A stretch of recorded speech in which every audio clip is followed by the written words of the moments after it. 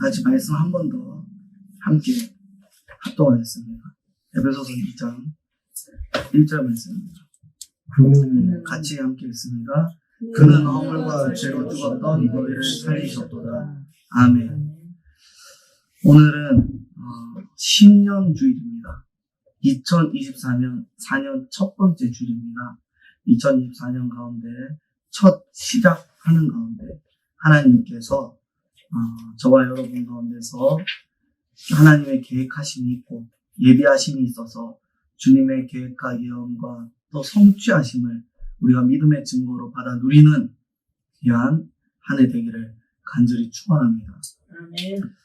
예수 그리스도께서는 오늘 말씀을 보니까 허물과 죄로 죽게 되었던 우리를 살려주셨다라고 말씀하고 있습니다. 즉 우리 모두에게는 무엇이 있다는 거죠?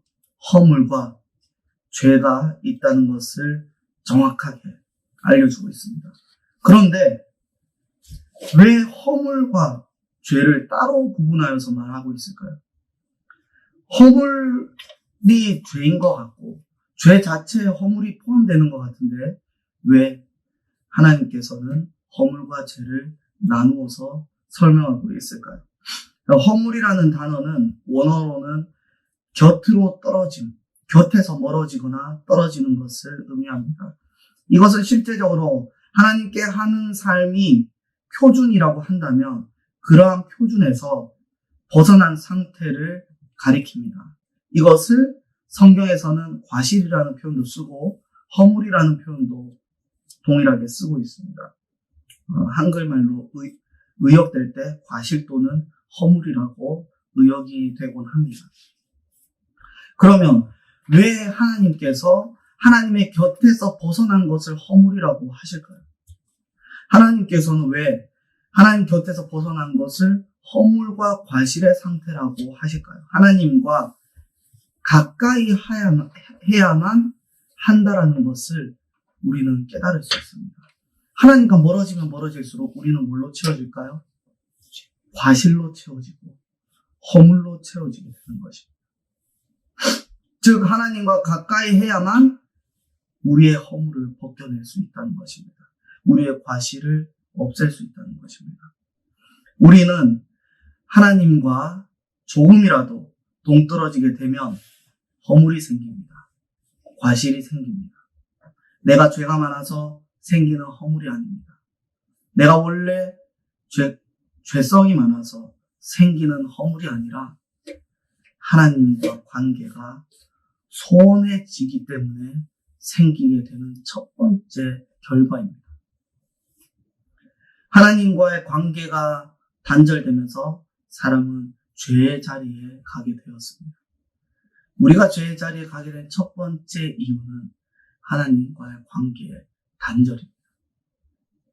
그리고 그 관계에 단절되면서 우린 누구에게 속게 되느냐 하면 공중권세를 잡은 마귀에게 속게 됩니다. 즉 시작이 무엇이냐? 하나님과의 관계인 것이죠.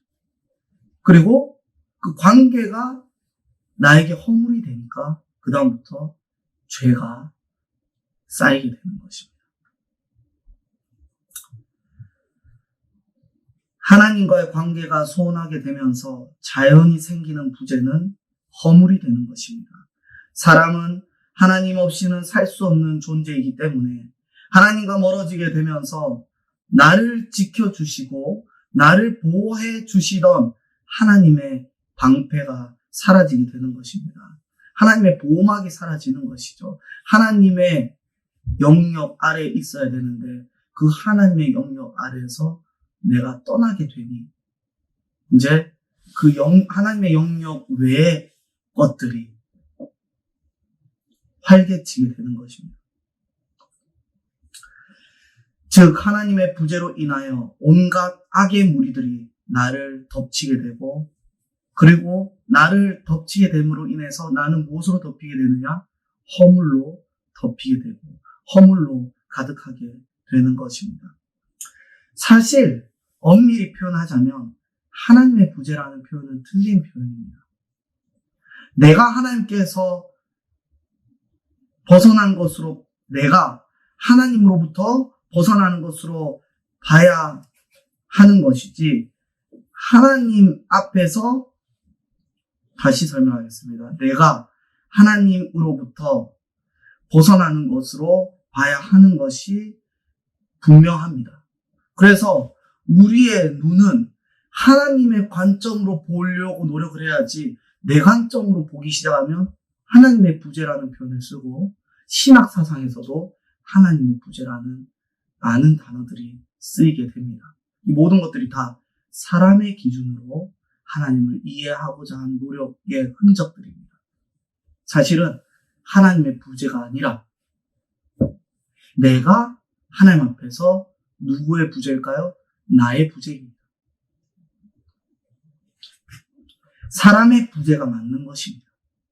사람은 자기 입장에서 하나님을 이해하는 죄의 주관성 때문에 사람의 부재라는 표현이 올바른 표현입니다. 하나님의 부재라는 표현은 사람의 기준과 사람의 관점으로 표현하는 잘못된 신학적 표현입니다. 왜냐고요? 주체는 하나님이시기 때문입니다. 모든 창조 세계의 기준은 하나님이시고, 그리고 그 주체도 하나님이시기 때문에 우리는 누구로부터 이해하고, 누구로부터 해석하고, 누구로부터 깨달아야 될까요? 바로 하나님으로부터 깨닫기 위해서. 하나님으로부터 깨닫기 위한 표현을 쓰고, 하나님으로부터 알기 위한 단어를 쓰고, 하나님으로부터 알기 위한 우리의 노력이 필요합니다.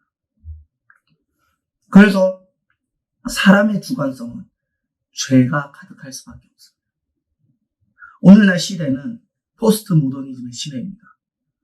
너도 맞고 나도 맞다. 그런 시대를 살고 있습니다. 진리가 모호해져 있습니다. 성경이 진리라고 하지 않습니다. 성경도 진리라고 합니다. 그럼 또 무엇도 진리일까요? 각자 개개인도 진리라고 이야기하고 있습니다. 주체가 누가 됩니까? 우리 모두가 주체가 되는 것입니다.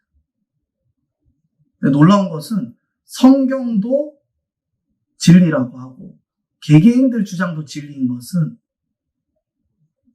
하나님 그리고 나도 우리 다 함께 신의 영역이라는 건 없어요. 하나님도 사람도 다 주체를 가져요. 그럼 어떻게 되는 거죠?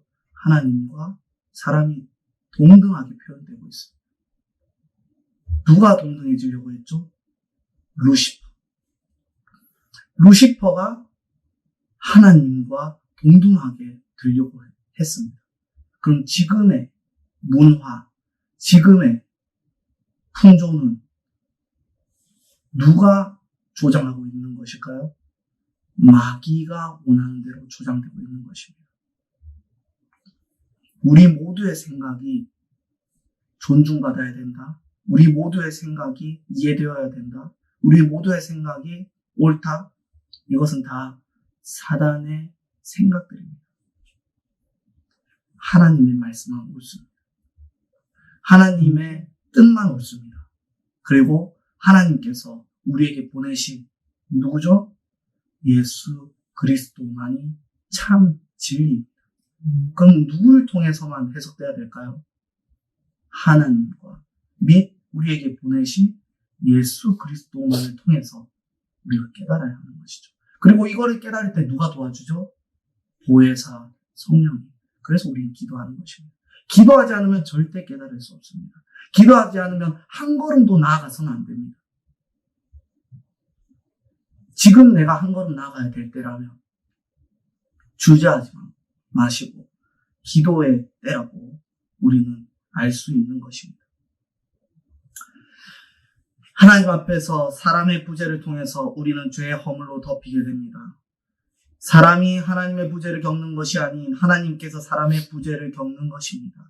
그러므로 우리는 하나님 앞에서 나의 부재를 결코 용인해서는 안 됩니다. 하나님의 품이 아니면 우리는 죄를 지을 수밖에 없고, 하나님의 품이 아닌 우리는 허물밖에 없습니다.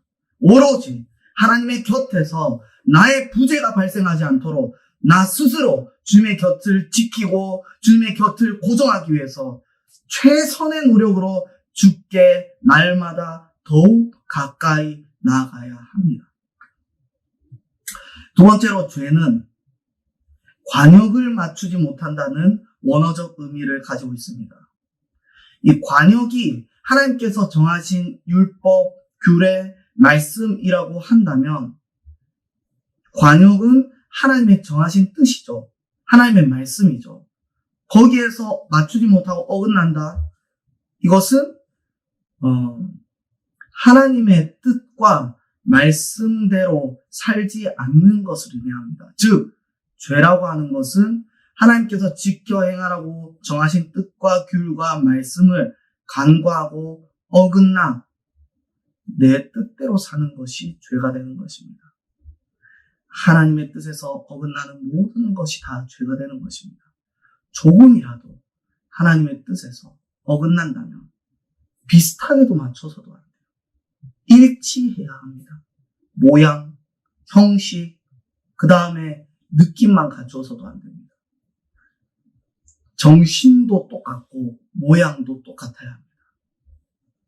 그래서 회양과 박하와 해양은 드릴 수 있으나 그들에게 신앙의 정신, 믿음의 정신이 없다고 했거든요. 바리새인들. 우리는 신앙의 정신, 믿음의 정신도 갖추어야 되면서 모습, 신앙의 모습도 동일하게 갖추어야 합니다. 함께 겉과 속 둘 다 하나님 앞에 동일하게 드릴 수 있어야 합니다. 하지만 가장 내가 먼저 갖추어야 할 것이 필요하다면 그것은 바로 우리의 속사람입니다. 속사람을 가장 먼저 내실 있게 갖추고 그 다음 겉사람도 동일하게 맞추어 나가는 것입니다. 그런데 겉사람을 먼저 맞추기 위해서 노력하는 것들, 신앙의 순서가 틀린 것입니다. 겉사람보다 속사람이 먼저 변화되고 그 속사람이 나의 겉사람에게 영향을 주어야 하는 것이죠. 신앙에도 과정의 순서가 있듯이 하나님 앞에 나아갈 때 죄와 허물 가운데서 우리의 모습을 순서대로 세워져 나갈 필요가 있는 것입니다.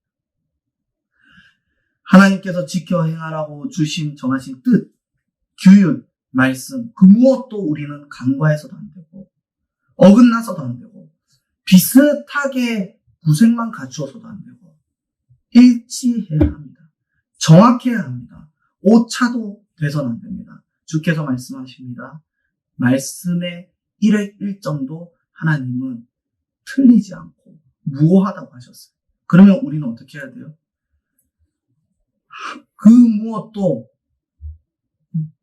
하나님께서는 완전 무결하신 그 하나님의 뜻에 우리가 똑같이 너희는 거룩하라, 흠이 없게 하라. 그 말씀에 의지해서 주님처럼 무결하고 무오한 그 뜻을 따라서 일치하기 위해서 노력을 해야 됩니다. 그것이 죄를 짓지 않는 삶이라는 것입니다.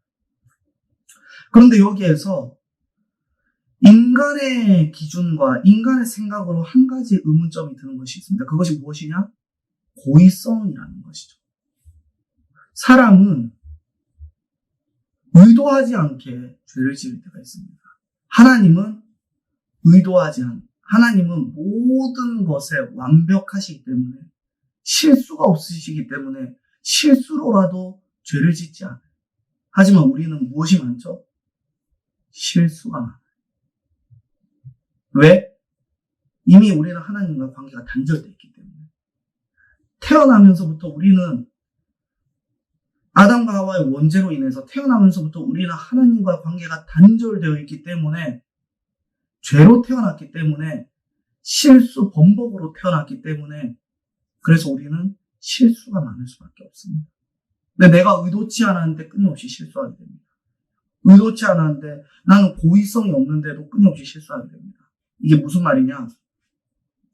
고의성이라는 것은 사람의 기준에서 고의성이라는 것은 내가 의도성이 있느냐 없느냐인데 사람은 우연 중에 지은 죄도 있을 수 있습니다. 예를 들어 나도 모르게 실수로 나도 모르게 길을 지나가다가 실수로 말하다가 머리에 손을 올리다가 사람을 치고 지나갈 수도 있어요. 부딪힐 수도 있어요. 고의성이 없기에 죄가 없다고 할 수 있겠습니까? 또한 어떤 회사에서 직원으로 일하는 회사원이 있습니다. 그 회사원이 회사에서 시킨 대로 일을 열심히 했어요. 네, 회사에서는 회사 이익을 위해서 여러 가지 계획과 그 다음에 부서들, 그래서 거기에서 일하는 것들이 하나로 합쳐져서 또 아래 부서로 진행과 오더가 이루어지게 되죠. 그럼 그런 프로세스 하는 과정 가운데서 회사에서 업무하는 대로 회사의 업무 방침대로 열심히 노동을 했을 뿐입니다. 한 회사원은. 그런데 나중에 회사의 일을 알고 보니 불법적인 일도 있었다라고 한다면 나는 그걸 모르고 그냥 열심히 일만 했어요. 근데 회사가 불법적인 일을 행한 부분이 있다라는 것이 나중에 발견되었다면 나는 죄가 없는 사람이 되는 것인가? 나는 불법을 행한 적이 없는 사람이 되는 것인가? 라는 것입니다. 또 나라에서 정한 도로교통법이 있습니다. 그런데 어린아이들은 아직 도로교통법을 배우지 못했기 때문에 구체적인 법을 잘 몰라요. 하나님께서도 영적인 법을 세우셨고 하나님께서도 천국 시민의 법을 주셨어요. 지금 우리에게 주신 것은 예수 그리스도를 통한 복음의 의를 위한 생명의 법이라고 로마서에 나오죠.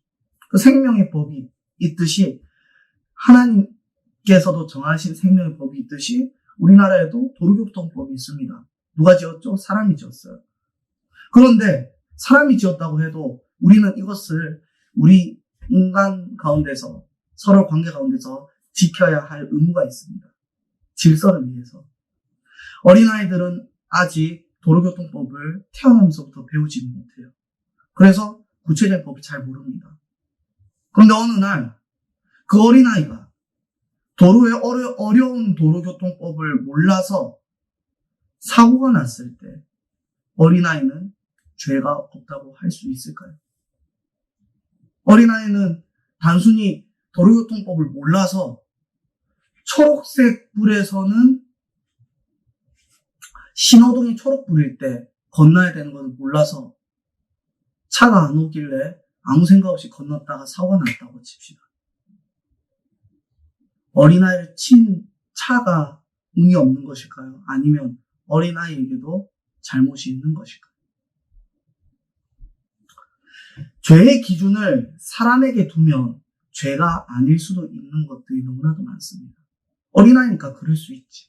모르니까 그럴 수 있지. 그리고 회사원도 그래요. 회사원도 모르니까 그럴 수도 있지. 의도성이 없어요. 그리고 길을 지나가다가 사람이 지나가는 줄 몰랐어요. 알았으면 손을 안 들었을 거예요. 모르니까 그럴 수도 있지. 사람의 기준에서는 죄가 아닐 수도 있는 것들이 굉장히 많습니다. 하지만 하나님 앞에 두고 죄를 논하면 어떻게 되는지 우리가 말씀을 통해서 깨닫기 원합니다. 시편 69편 5절 말씀입니다. 제가 봉독하겠습니다. 하나님이여, 주는 나의 우매함을 아시오니 나의 죄가 주 앞에서 숨김이 없나이다. 아멘. 하나님이여, 주는 나의 우매함을 아시오니. 우매함, 이것이 죄가 된다고 하는데 우매하다는 말이 어떤 말일까요? 지적으로 무지하고 참과 거짓을 가리는 분별력이 없어서 사리의 어두운 상태를 의미하는 것이 우매함입니다. 즉, 사리가 어두워 자신의 앞길과 옳은 길, 의의 길을 알지 못하니 자신을 의지하게 되거나 혹은 구분하지 못하고 길을 걷다가 넘어지거나 낭망하게 되는 모든 것들이 우매함이라는 것입니다. 그런데 오늘 말씀에 우매함도 우매함을 아시오니 나의 죄가 주 앞에서 숨김이 없나이다. 나의 우매함, 나의 지적으로 나의 무지함, 그리고 내가 참과 거짓을 분별할 수 없는 사리의 어두운 것, 이 모든 것들이 죄가 되는 것이고, 즉 무지한 것도 죄가 되는 것이고요. 구분 못하는 것도 죄가 되는 것이고요. 구별 못하는 것도 죄가 되는 것입니다. 사람은 그것을 실수라고 표현하지만 하나님은 그것을 죄라고 표현합니다. 전도서 10장 3절 말씀입니다. 우매한 자는 길을 갈 때에도 지혜가 부족하여 각 사람에게 자기가 우매함을 말하느니라. 우매한 자는 자기가 스스로 우매하다고 생각하지 못합니다. 그리고 그 우매함을 인지할 수도 없습니다. 왜? 지혜가 부족하기 때문에 그것이 우매한지 모릅니다. 오히려 자기가 지혜롭다고 여깁니다. 교만한 것이죠. 그래서 교만한 자들이 흔하게 우매합니다. 그래서 다른 각 사람들에게 자기의 우매함을 말하고 자기의 논리를 펼칩니다. 그리고 우매한 자는 자신의 우매함을 타인에게 그 우매함을 남기게 됩니다. 성경에서 이야기합니다. 지혜가 부족하여 각 사람에게 자기가 우매함을 말하느니라. 우매한 자는 자기 혼자만 우매한 것이 아니라 이 우매한 자는 교만하여서 자기의 우매함을 누구에게 얘기하죠? 각 사람들에게 얘기합니다. 각 사람들에게 자기 우매함을 얘기해서 자기의 논리를 펼칩니다. 그리고 우매한 자는 자신의 우매함을 타인에게 남기게 됩니다.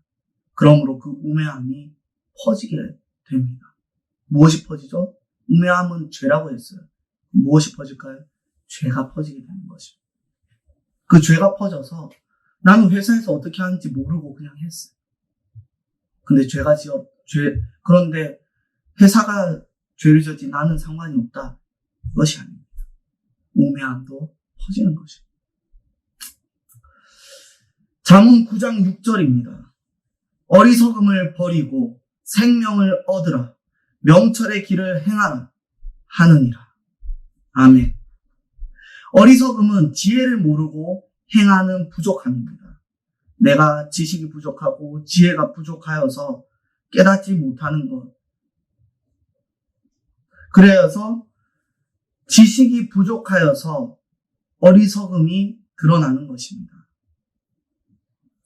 지혜가 부족해서 죄가 될까요? 아니요. 지혜가 부족해서 죄가 되기보다 지혜가 부족해서 어리석음 때문에 죄가 되는 것입니다. 이 때문에 지혜가 부족하다면 어리석음이 드러날 수밖에 없기 때문에 지혜가 부족하면 죄가 되는 것입니다. 지혜가 부족해서 죄가 되어 어리석음이 죄가 되는 것입니다. 결론적으로 우리는 하나님의 지혜를 채우지 못하면 죄를 지을 수밖에 없는 것입니다. 나의 어리석음으로 죄가 드러나고 생명과 명철의 길을 잃어버릴 수밖에 없습니다.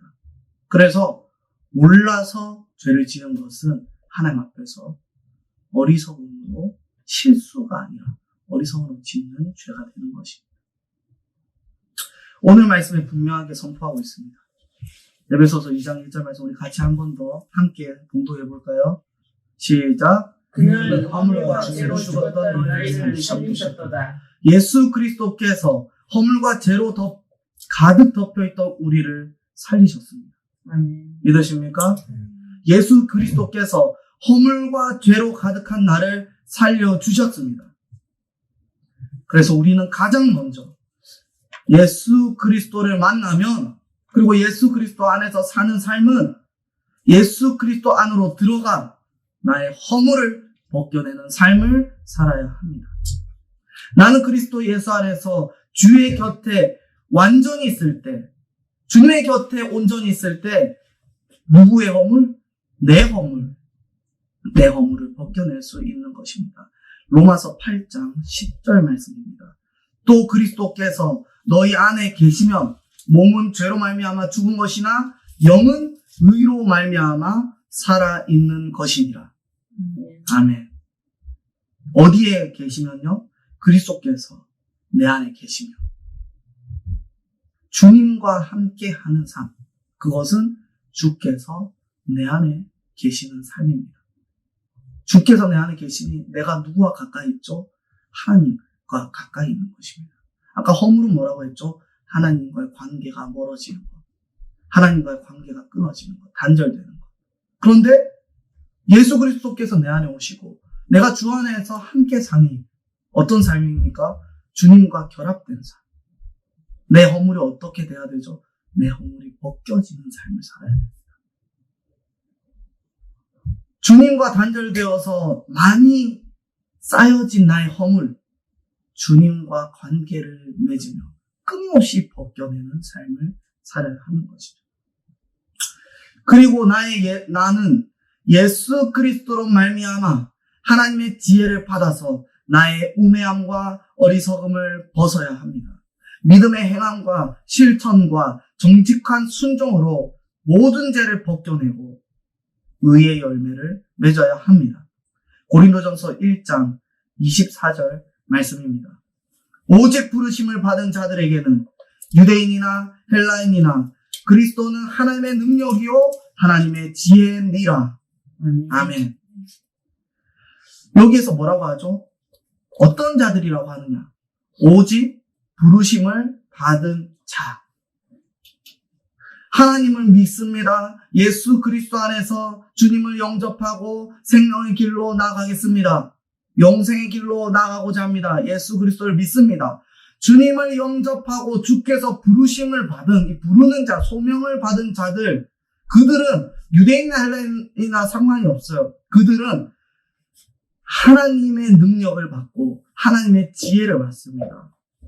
그러므로 누가 하나님의 능력이요? 그리스도는 하나님의 능력이요. 또 누가 하나님의 지혜입니까? 그리스도는 하나님의 지혜라고 했어요. 그러면은 누구를 통해서 우리가 나가야 됩니까? 오늘날 우리가 예수 그리스도로 말미암아서 나아가야 합니다. 아멘.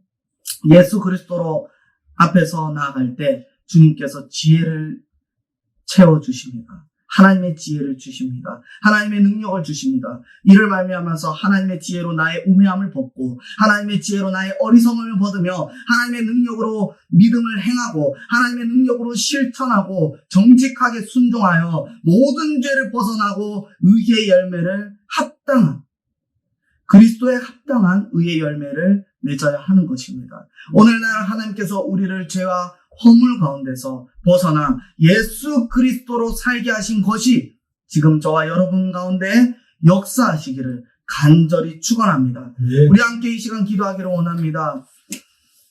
거룩하신 하나님의 곁에 있기 위한 최선으로 자기 자신의 위주로 생각하고 말하고 행동하였던 나의 모든 허물된 모습을 용서하여 주옵소서. 이 시간 나의 모든 허물 모습, 나의 위주로 생각하고 말하고 내 위주로 판단하고 내 위주로 계획하고 나의 위주로 기준하고 잣대하고 계획하였던 모든 것들 용서하여 주옵소서. 이제는 하나님의 말씀을 듣고 나아가기를 원합니다. 실천하기를 원합니다. 하나님의 말씀을 듣고도 실천하지 못한 자신을 회개합니다. 하나님의 말씀을 깨닫고도 실천하지 못한 자신을 용서하여 주옵소서. 주님의 지혜를 삶의 초석으로 삼기보다 끊임없이 나는 나의 경험과 나의 판단을 의지하였습니다. 나의 생각을 주장하였습니다.